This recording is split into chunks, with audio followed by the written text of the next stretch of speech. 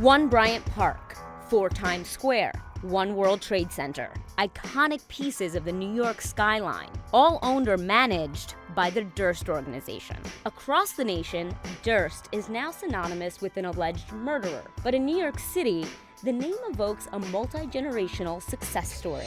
Real estate in New York is very much a family business. The Durst family are clearly at the top of the leadership of the industry, and that means of the leadership of the city of New York.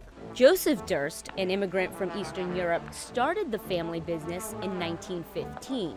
Over 100 years, the family, Joseph, his son Seymour, and his grandchildren, have changed New York's urban landscape. Joseph built the first office building on 3rd Avenue that was built there.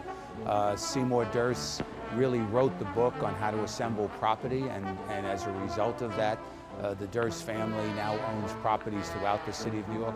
The next generation, Douglas and Jonathan, revitalized Times Square. Times Square, up until really the mid-90s, was extremely seedy, a lot of X-rated type strip clubs and bars, and not a great place to be at night. Really, over the last 20 or so years, developers like Durst with 4 Times Square have remade it to one of the most vibrant tourist spots that New York City currently enjoys.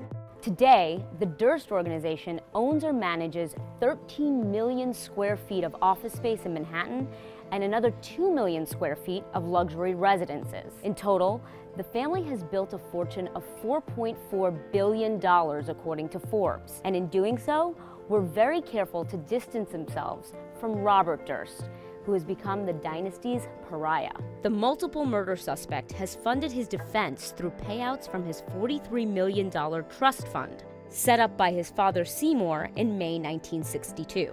In 2006, Robert sued for full control of that money. The family settled and bought out Robert's stake in the business for $65 million.